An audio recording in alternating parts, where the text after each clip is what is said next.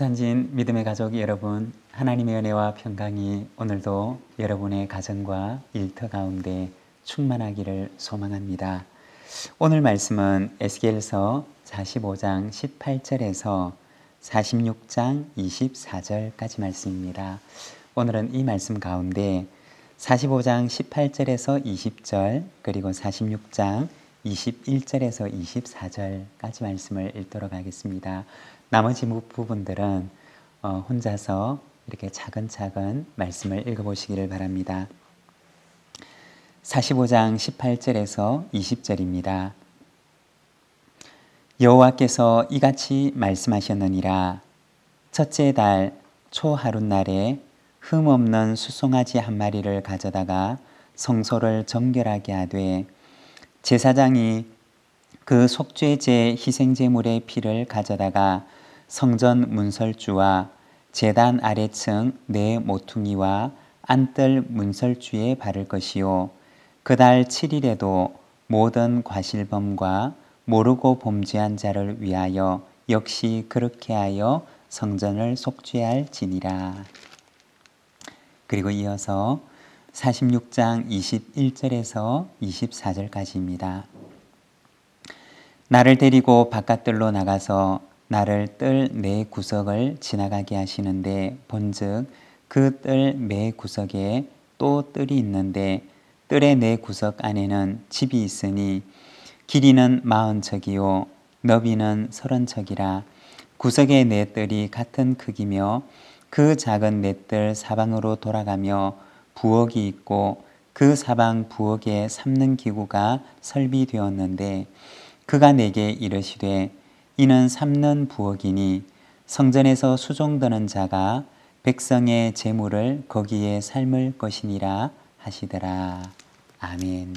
오늘 우리가 읽은 이 말씀에 보면 에스겔의 그 환상 가운데 보여준 그 새 성전에서 드리는 제사, 새 성전에서 드리는 예배에 대해서 말씀을 합니다. 예배에는 언제나 두 가지 방향성이 있습니다. 먼저 첫 번째는 하나님을 향한 방향성이고 그리고 두 번째는 이웃을 향한 방향성입니다. 우리가 복음서를 보게 되면 한 율법사가 예수님을 찾아왔던 적이 있습니다.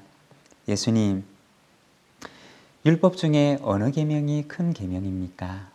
라고 묻는데 주님께서 그에게 말씀하십니다.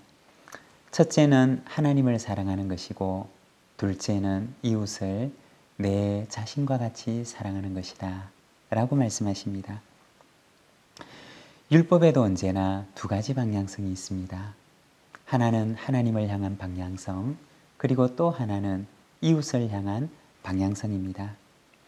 예배도 마찬가지인데 예배도 하나의 방향성은 하나님을 향한 것이고 또 하나의 방향성은 이웃을 향한 것입니다. 여러분, 우리의 신앙생활도 역시 마찬가지입니다. 하나님을 향하여 그리고 이웃을 향하여 우리가 그 사이에서 중심을 잡을 수가 있을 때 우리가 건강한 신앙생활을 할 수가 있는 것입니다. 저 사람은 신앙은 참 좋은데 독불장군이야, 자기밖에 몰라, 이기적이야, 욕심쟁이야. 여러분, 이것은 좋은 신앙이 아닙니다. 신앙이라고 하는 것은 하나님을 향하여서도 그리고 이웃을 향하여서도 건강한 균형을 이루고 있을 때 우리는 그것을 가리켜서 비로소 신앙의 균형을 이룬 사람, 신앙이 좋은 사람이라고 이야기할 수가 있는 것입니다. 우리가 성경을 보게 되면 경건한 사람에 대해서 이야기를 합니다. 사도행전 10장 말씀에 보면 고넬료라고 하는 한 이방인 백부장이 나오는데 이렇게 말씀합니다. 가이사랴에 고넬료라 하는 사람이 있으니 이달리아 부대라 하는 군대의 백부장이라. 그가 경건하여 온 지방과 더불어 하나님을 경외하며 백성을 많이 구제하고 하나님께 항상 기도하더니. 여기 보면 고넬료라고 하는 이 백부장을 향하여 그는 경건한 사람이다 라고 소개를 합니다. 그런데 그의 경건이 어떻게 나타나느냐?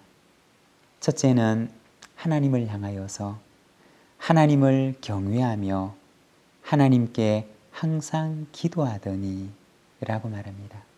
그리고 두 번째는 이웃을 향하여서 백성을 많이 구제하고 라고 말합니다. 이처럼 경건이라고 하면 하나님을 향하여서 그리고 이웃을 향하여서 균형 잡힌 신앙을 가지고 있는 사람을 말하는 것입니다. 여러분, 이와 같은 신앙의 균형이 우리 가운데도 있기를 소망합니다. 그리할 때 누구누구 아무개 그는 경건한 사람이야 라고 하는 그 말씀을 우리에게도 들려주실 것입니다. 그러면 먼저 우리가 하나님을 향한 방향성에 대해서 이야기를 하면 먼저 첫 번째는 정결함입니다. 18절의 말씀입니다. 여호와께서 이같이 말씀하셨느니라. 첫째 달 초하룻날에 흠없는 숫송아지 한 마리를 가져다가 성소를 정결하게 하되, 매년 첫째 달 초하룻날이 되면 성소를 정결하게 하라고 말씀을 하십니다. 왜냐하면 20절에 보면 모든 과실범과 모르고 범죄한 자를 위하여 역시 그렇게 하여 성전을 속죄할지니라고 말씀을 합니다. 무엇이 성전을 속되게 하고 무엇이 하나님의 백성을 속되게 하느냐? 그것은 바로 죄 때문이라고 말씀을 합니다. 그런데 매년 해마다 첫째 달 초하루가 되면 바로 더럽혀진 그 성소를 정결하게 하라고 말씀을 합니다. 여러분, 예배자의 삶의 첫 번째는 거룩입니다. 자기를 죄로부터 정결하게 하는 삶을 말합니다. 죄가 우리의 영혼을 좀먹지 못하도록 여러분 깨어있는 삶을 사시기를 바랍니다. 두 번째는 헌신입니다. 에스겔서 45장과 46장의 말씀을 보게 되면 새 성전에서 드리게 될 중요한 세 가지의 제사에 대해서 얘기를 하는데, 먼저 첫 번째는 속죄의 제사, 그리고 두 번째는 번제의 제사, 그리고 세 번째는 감사의 제사가 나옵니다. 여기에서 번제는 모든 것을 다 태워서 드리는, 제물이 되는 그 짐승을 남김없이 다 태워서 드리는 제사를 말하는 것인데, 이것은 바로 헌신의 제사를 말하는 것입니다. 우리가 하나님 앞에 나아갈 때 바로 이 헌신으로 나아가야 한다는 것입니다. 두 번째는 감사입니다.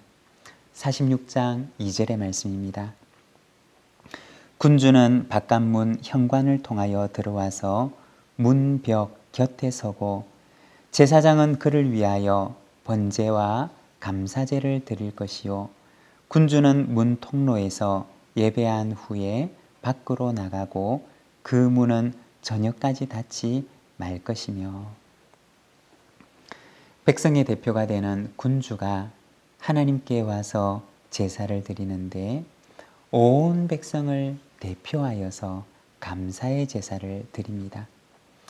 에스겔서 45장과 46장의 말씀은 새 성전에서 드리게 될 세 가지의 제사에 대해서 말합니다. 첫 번째는 정결을 의미하는 속죄의 제사, 두 번째는 헌신을 의미하는 번제의 제사, 마지막 세 번째는 화목을 의미하는 감사의 제사. 이것이 바로 새 성전에서 하나님 앞에 드리게 될 세 가지의 제사입니다. 에스겔서 45장과 46장은 바로 이 세 가지의 제사에 대해서 이야기를 합니다. 여러분, 우리의 삶 속에도 하나님과 교제하는 교제가 있기를 원합니다.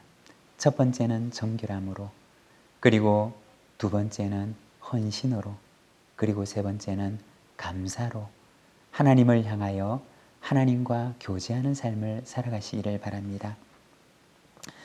그리고 또 한 가지 이웃을 향한 방향성인데, 23절과 24절입니다. 46장 23절과 24절입니다. 그 작은 네 뜰 사방으로 돌아가며 부엌이 있고 그 사방 부엌에 삶는 기구가 설비되었는데 그가 내게 이르시되 이는 삶는 부엌이니 성전에서 수종드는 자가 백성의 재물을 여기서 삶을 것이니라 하시더라. 여기 보면 성전에 대해서 얘기를 하는데 그 성전 안에 있는 부엌에 대해서 말을 합니다. 특별히 오늘 읽었던 이 본문은 성전의 바깥들에 있는 부엌에 대해서 이야기를 합니다. 여기에서 무엇을 하느냐? 바로 백성의 재물을 삼게 됩니다.